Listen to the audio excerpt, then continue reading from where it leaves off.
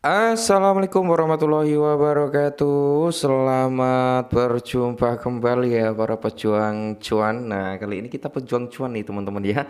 Kayaknya teman-teman semua ini udah mulai ada aura-aura sumringah gitu ya kan. Ada aura-aura full senyum gitu ya. Mungkin dari sebagian teman-teman semua yang udah mulai pada taking profit gitu kan. Wah, asik. Ya semoga kalian pada cuan semualah ya hari ini. Amin. Oke kawan-kawan ya, untuk kali ini tetaplah ya syarat wajib itu secangkir kopi harus selalu ada gitu kan ya, jangan dilupakan ya, mentang-mentang udah dapat profit kalian lupa dengan kopi lagi, jangan ya. Siapa tahu nah dengan adanya secangkir kopi bisa memberikan suatu inspirasi dan ketenangan hati bukan? Oke mantap jiwa ya. Nah, kali ini teman-teman ya kita nggak usah terlalu panjang lebar di awal ya. Kita langsung to the point pada intinya aja teman-teman ya.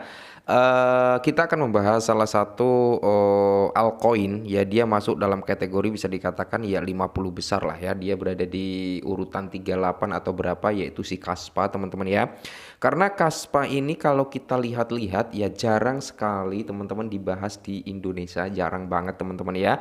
Kaspa ini bisa dikatakan salah satu token atau koin yang memiliki fungsi cukup bagus, teman-teman ya. Oke, kita lihat dulu untuk si Kaspa. Nah, jadi di sini teman-teman ya saat video ini dibuat untuk Kaspa sendiri berada di kepala 9 ya. Jadi dia naik turun lah 8 something, 9, 8 something, sempat turun juga di kepala 7. Waktu di kepala 7 teman-teman ya. Kaspa ini sempat saya senggol ya. Ini adalah salah satu altcoin yang menurut saya memiliki prospek atau potensi yang cukup bagus nih untuk kedepannya ya. Jadi kalau kita lihat bersama-sama teman-teman di sini ya, untuk kinerja daripada Kaspa, ada beberapa altcoin yang kinerjanya lah ya mirip-mirip dengan Kaspa teman-teman ya. Dimana kalau kita lihat di sini ada render ya yang mirip-mirip lah ya dengan Kaspa, prospek pergerakan chartnya ya. Terus kalau kita lihat ada Betonsher, ada Artifact ya teman-teman. Terus di sini di bawahnya lagi ada Bong, Bitcoin dan Ondo ya. Jadi kalau kita lihat yang paling mirip itu ke Bitcoinnya gitu teman-teman ya. Oke, mantap jiwa nih. Nah, terus di sini untuk si Kaspa sebelum kita bahas jauh lebih dalam teman-teman ya. Kita harus tahu nih dari segi marketnya. Oke, komunitas Kaspa ini cukup kuat. Kenapa saya bilang cukup kuat teman-teman? Kalau kalian ikut Kaspa dari awal ya, dulu kalau nggak salah saat mau listing ke KuCoin itu ada penggalangan dana. Kalau nggak salah teman-teman untuk bisa listing ke KuCoin, membayar lah ya, membayar KuCoin itu diminta oleh komunitasnya ya. Jadi tim daripada Kaspa itu membuka penggalangan dana untuk listing teman-teman, tapi komunitasnya wah saya salut teman-teman ya, mereka nggak ada yang ngeluh, nggak ada yang ini, dengan sukarela gitu kan memberi bantuan lah ya, intinya donasi-donasi untuk bisa masuk ke exchange. Nah ini salah satu komunitas yang cukup strong. Nah Kaspa ini menggunakan teknologi block dark. Oke, jadi Kaspa ini teman-teman ya kalau menurut pandangan simpelnya lah ya, Blockdact itu adalah blockchain 2.0 ya. Terus kalau kita lihat juga daripada si Kaspa ini teman-teman ya, itu dikatakannya Bitcoin 2.0 ya. Jadi Kaspa ini teman-teman ya digadang-gadang ini akan menjadi Bitcoin 2.0 gitu ya. Terus di sini teknologi daripada Kaspa yang disajikan dia kan menggunakan sistemnya blok ya. Saat ini masih 1 blok per detik teman-teman ya. Nanti dia akan segera update atau upgrade atau hard fork lah nanti teman-teman ya, itu akan menjadi 10 blok per detik. Nah ini menarik teman-teman ya, jadi kecepatan bloknya akan semakin meningkat. Setelah itu akan tetap ada improvement pembaruan tentang kecepatan blok DAC-nya ini teman-teman ya. Jadi sangat-sangat menarik sebenarnya ya. Kalian bisa riset lagi lah ya, kalian bisa cari pembanding lagi gitu kan. Apalagi si Kaspa ini juga belum masuk seperti ke Binance. Kalau di Binance baru ada di market perpetualnya ya teman-teman ya. Itu market perpetual udah ada di Binance teman-teman ya. Kalau kita lihat dari market perpetualnya di sini, nah ada Binance, ada Kraken teman-teman ya, Get.io, HTX ini udah ya. Jadi yang belum listing sportnya itu kayaknya Kraken, Binance ini belum ya. Coinbase juga belum teman-teman. Terus ada Robinhood ya, Bybit udah. Oke, terus kalau kita lihat untuk secara overallnya lah ya, ini masih ada potensi Kaspa ini, kalau target saya ya untuk si Kaspa ini mungkin ke area $1 teman-teman ya, terserah kalian lah mau nargetkan di area 0,5 ya atau berapa itu bisa ya teman-teman ya. Saya kira 0,5 itu masih sangat-sangat possible untuk si Kaspa ini ya. Nah, di sini teman-teman ini langsung dari akun X Kaspa ya teman-teman ya. Tanggal 2 Mei sorry, bukan tanggal 2 Mei ya.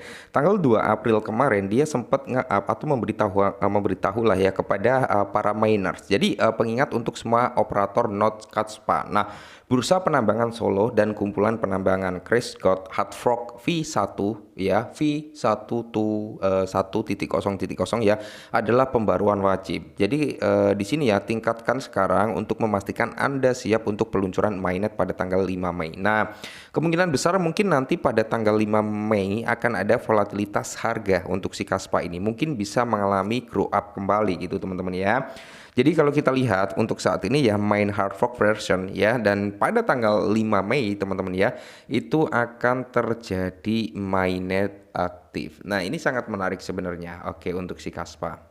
Dan berikutnya teman-teman ya Kaspa Div ya dan GUID protokol layer 1 yang revolusioner. Oke.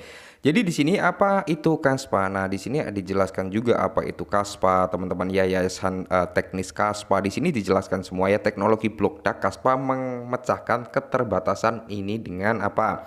Ada 4 poin. Oke, mengaktifkan pembuatan blok paralel daripada berurutan. Oke, itu adalah teknologi blok darknya ya. Yang kedua, memproses semua blok secara bersamaan dengan menghubungkan rantai samping. Yang ketiga adalah memasukkan blok yatim piatu, anjis. Anjir ya, tim piatu. Yang penting bukan kita gitu teman-teman ya. Ya intinya di sini teman-teman ya, blok yang tidak memiliki siapa-siapa lah gitu ya kan, ke dalam buku besar alih-alih membuangnya. Oke, yang keempat adalah menggunakan algoritma grade baru untuk mengurutkan blok, mengutamakan blok yang jujur dan terhubung dengan baik. Oke, jadi di sini teman-teman ya, kalau 10 BPS ini pada tanggal 5 Mei nanti teman-teman itu terjadi mainnet, maka kecepatan transaksi atau kecepatan pembuatan bloknya teman-teman ya itu gila-gilaan nanti ya untuk si Kaspa ini ya kan.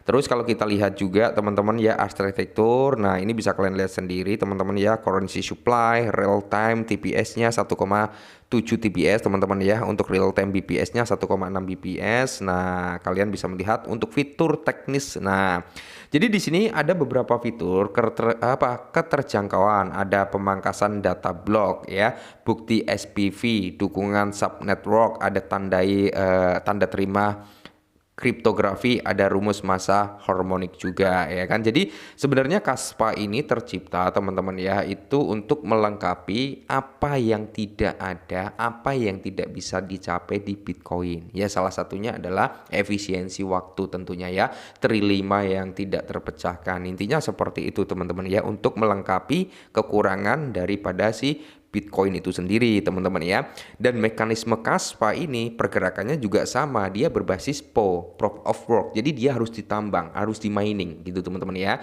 dengan maksimal supply kalau nggak salah di area 26 miliar teman-teman ya, atau di area 28 miliar kisaran itulah, kalian bisa cek sendiri di CoinMarketCap ya. Dan di sini teman-teman ya, untuk si Kaspa sendiri saya masih bullish. Kalau saya masih bullish ya, tapi entah teman-teman itu bullish di Kaspa atau enggak saya juga nggak tahu teman-teman ya. Intinya di sini pure 100% modal saya di Kaspa udah keluar semua teman-teman ya, udah keluar semua, tinggal running profitnya aja yang jalan ya. Karena saya dapat harga Kaspa itu waktu harga murah bro. Dulu saya sempat bilang ya, walaupun saya nggak up di channel saya teman-teman ya, tapi saya sempat bilang terhadap beberapa teman-teman saya juga, tapi ya koin apaan itu bang, kayak gitu di apa ya, dikasih tahu ke kita, ujung-ujungnya mereka ikut beli saat harga udah naik ya. Oke, jadi kalian bisa cari informasi-informasi tersendiri lah tentang Kaspa. Jadi ada Ghost Duck juga teman-teman. Jadi di sini ya kalau kita lihat ya, Kaspa itu juga menganut secara Ghost Duck ya, memungkinkan 3 peningkatan penting pada blockchain tradisional teman-teman, yaitu Ghost Duck ya. Yaitu keamanan, mempertahankan ambang batas keamanan Bitcoin sebesar 51% sambil mengaktifkan blok yang lebih cepat. Oke, ya kan? Itu kelebihan daripada Ghost Duck. Yang kedua adalah stabilitas, teman-teman ya. Memungkinkan blok dibuat secara paralel tanpa mengorbankan stabilitas jaringan. Yang ketiga adalah terdesentralisasi. Jadi mengurangi variansi penambangan, mengurangi insentif untuk bergabungan dengan kumpulan penambangan besar. Untuk si Kaspa ini ada halving setiap bulan, teman-teman ya.